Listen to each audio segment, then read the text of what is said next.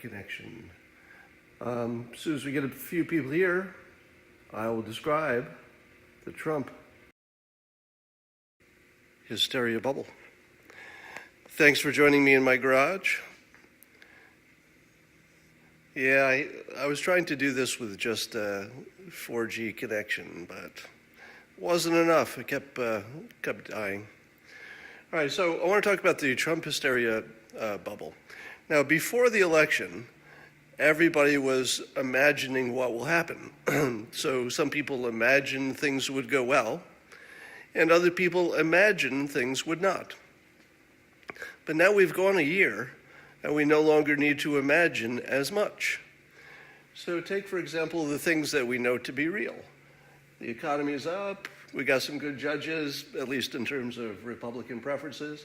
ISIS is down. Racism is up, at least how we feel about it. Illegal immigration is under control, a lot better. International relations look pretty good. The deficit, of course, is a problem. So those are real things. And you could argue about whether the president is doing a good job or a bad job, or whether Obama was really the one behind any of this. But at least they're real. Now take a look at the imaginary stuff. So this is what constitutes the Trump hysteria bubble, right? So I contend that everything on here is largely imaginary. Let's go through it. Some people think approval polls matter, but he got elected and he seems to be governing effectively. I don't think it's true that they matter. That seems to be just pure imagination. Russia collusion is so far imaginary, and the fact that it's illegal even if it happened is also imaginary. Tweeting will doom us. Doesn't look like it. Obstruction of justice, well, not according to Alan Dershowitz. That looks imaginary to me. The president is incompetent. Well, that would be hard to explain how he got so much done that he said he'd get done. There's imminent nuclear war. Well, you can't disprove that something is imminent. But it looks like we have better progress on North Korea than we have in the past. Some people believe that Trump has no impact on the economy. That's just crazy. Some people believe the Dreamers will be deported. No, they won't. Some people say the risk of North Korea is bigger under Trump. No way to measure that. Maybe yes, maybe no. But in either case, it's somewhat imaginary because we can't know. We can only imagine. All right? Trump is only in it for the money. Well, I can't disprove that, but doesn't look like the case to me. People thought the GOP wouldn't support him. They think he's a white supremacist. The news media, some people think, is accurate. And that there's something called fairness when it comes to wealth. Some people also believe that Trump is just a con man and that he's operating with just a brainstem. In other words, that he doesn't. There are people who literally believe. There are people who literally believe that President Trump doesn't think before he acts. Now just think about that. Doesn't think before he acts. Probably 40% of the country actually thinks that's a thing. That's not a thing. Everybody thinks before they act. Some people act quicker, some people don't, some people have a different risk profile. Sometimes you're throwing things out to see what happens, sometimes you're just playing with people, sometimes you're just attracting attention. But he's definitely thinking.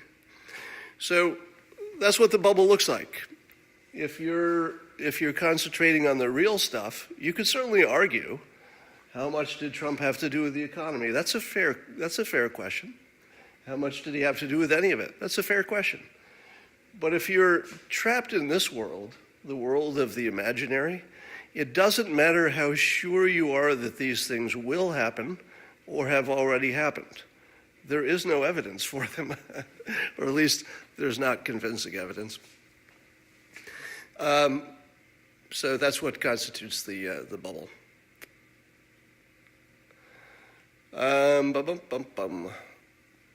So that's all I had to say today. That was kind of fast. It is well known that he is more reactionary. No, it's not. Most people don't even know what reactionary means. And if they did, they would be word thinkers. It wouldn't mean anything. So you, my friend, are in the bubble if you believe he's more reactionary than other people.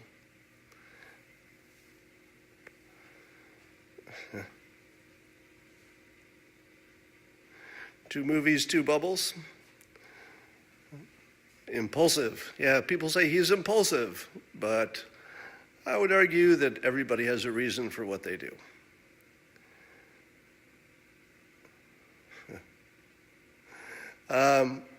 When will Sam Harris like Trump?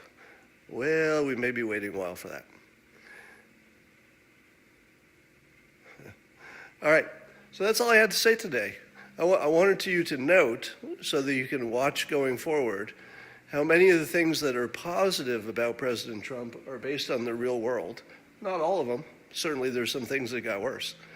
But look how positive the real world is compared to the imaginary world. The imaginary world is a mess.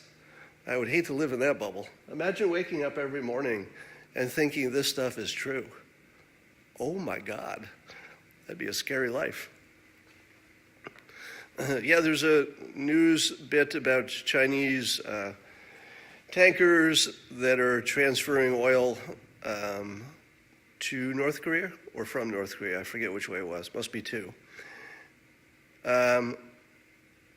And to which I say, I'm sure there's cheating, but if you close down, 80% of somebody's economy, they're going to have trouble surviving. All right, I'm going to sign off because I got other stuff to do. I just wanted to shave that.